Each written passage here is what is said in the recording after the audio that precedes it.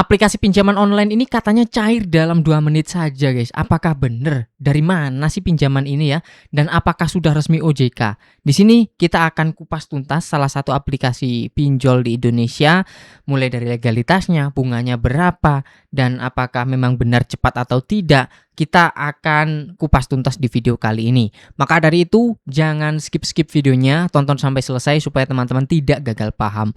Oke, langsung aja tanpa banyak basa-basi kita masuk ke aplikasinya, guys, ya.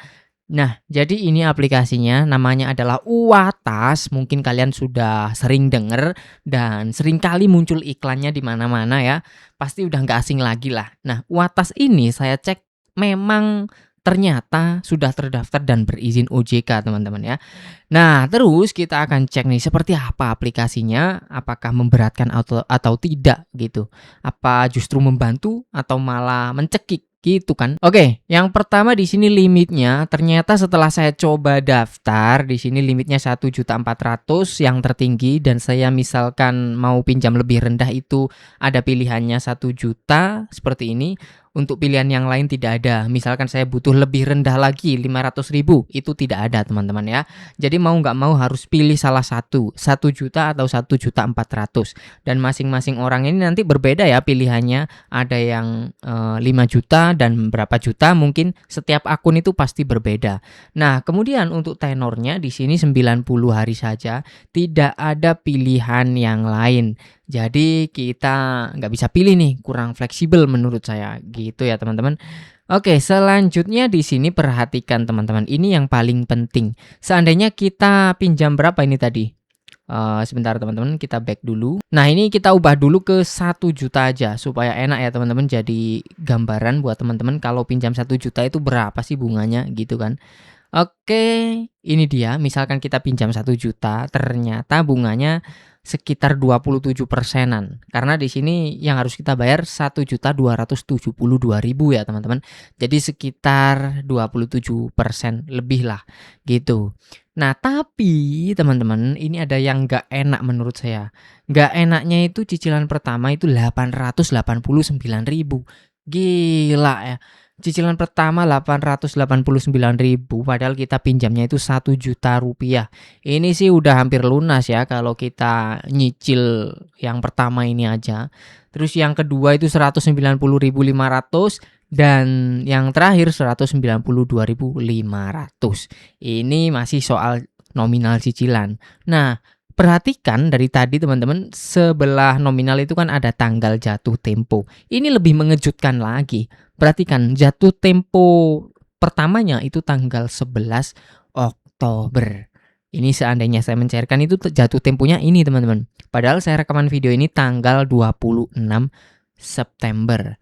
Jadi jaraknya sekitar 2 minggu saja sejak saya mencairkan hari ini gitu. Jadi kita pinjam hari ini, 2 minggu kemudian kita bayar cicilan pertama dengan nominal yang cukup besar. Dan wow, pokoknya ini sangat aneh sih teman-teman kalau cicilan gede di awal itu ya. Menurut saya agak-agak bau-bau kecurangan gitu. Nah, kemudian cicilan keduanya itu tanggal 10 bulan 11. Nah, ini jaraknya 1 bulan ya teman-teman dari cicilan yang pertama. Terus cicilan yang ketiga itu tanggal 25 bulan 12, teman-teman. Jadi apa ya? Jaraknya diperpanjang lagi, tapi yang di awal pertama itu dipendekin, teman-teman. Jadi cuma 2 minggu saja kita harus bayar cicilan pertama. Menurut saya ini kurang enak model seperti ini ya. Oke, selanjutnya apakah benar memang cair 2 menit saja? Sebenarnya untuk seberapa cepat cairnya itu tergantung ya teman-teman, tergantung dari kondisi antriannya biasanya. Kalau nggak terlalu antri mungkin bisa nggak sampai 2 menit bahkan langsung cair.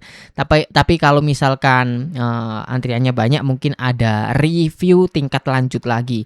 Karena tidak selamanya data bagus itu bagus ya. Kadang-kadang sekarang bagus, bulan depan ternyata kita bermasalah gitu. Makanya aplikasinya itu sendiri mereview lebih lanjut atau review ulang lah datanya ini kayak gimana, apakah masih aman atau udah bermasalah nih di aplikasi lain. Nah, setelah itu aplikasinya akan memutuskan teman-teman itu akan ditolak atau di ACC dan langsung dicairkan gitu sih teman-teman. Jadi masing-masing akun itu berbeda kecepatan pencairannya. Nah, bisa dicairkan kemana aja? Tentunya saya coba itu bisa cair ke bank-bank besar ya, bank BUMN khususnya, misalkan Mandiri, BRI, BTN ya teman-teman, terus apalagi, apa satu lagi, BNI ya teman-teman, BSI itu juga ada semuanya. Dan bank-bank swasta yang besar itu ada, contohnya BCA gitu, dan masih ada pilihan yang lain bank-bank swasta. Nah, kalau untuk ke Dana itu belum bisa ya, Dana, GoPay, Shopee kayak gitu, e-wallet lah gitu. Itu masih belum bisa teman-teman di aplikasi ini. Dan nggak enaknya di aplikasi ini setelah saya otak-atik itu nggak bisa ganti nomor rekening ya. Ketika saya mau ganti nih informasi akun ya, informasi nomor rekening ini saya klik nggak bisa teman-teman. Jadi nomor rekening ini harus benar-benar pertama dan untuk selamanya, kayaknya gitu ya.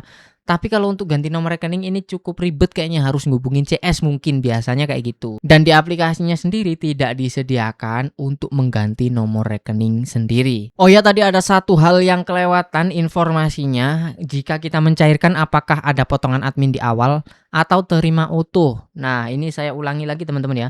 Untuk nominal yang diterima itu utuh, nggak ada potongan admin di awal. Cuman ya tetap aja berat ya, karena cicilan di awal itu gede banget. Ya kalau ada duit terus, kalau nggak ada itu kan ya memberatkan ini. Harusnya itu kan cicilannya flat. Misalkan kayak gini tenor 90 hari, berarti kan 3 bulan. Ya udahlah, 3 bulan itu per bulan berapa gitu aja kan enak ya teman-teman, daripada ribet ini malah menyusahkan orang awam. Loh kok cicilannya kayak gini, kayak gitu. Itu malah bikin salah paham ya, kalau orang, pengguna yang tidak terbiasa itu malah salah paham, "Kok mahal banget, padahal saya pinjam segini, terus cicilan pertama belum ada 1 bulan kok udah ditagih." Biasanya seperti itu. Padahal jelas-jelas di sini kita sebelum mencairkan dikasih tahu detailnya seperti apa, gitu sih teman-teman. Maka maka dari itu, setelah nonton video ini kan teman-teman jadi tahu ya seperti apa sistem pinjaman aplikasi dari Uwatas ini. Gitu ya. Jadi segini aja di video kali ini. Semoga apa yang saya bagikan ini menambah informasi buat teman-teman dan lebih berhati-hati dalam melakukan pengajuan pinjaman online. Maksudnya itu lebih selektif lagi memilih aplikasi teman-teman ya. Kalau ketemu yang kayak gini gimana? Walaupun sudah terdaftar di OJK, belum tentu itu bunganya ringan, belum tentu sistemnya malah meringankan teman-teman. Justru ada beberapa yang malah menjerumuskan, menjebak gitu seolah-olah ya. Secara tidak sadar itu kita terjebak. Gitu ya. Oke, terima kasih buat yang udah nonton sampai selesai. Jangan lupa tekan like-nya kalau teman-teman suka videonya. Sampai jumpa lagi di konten selanjutnya.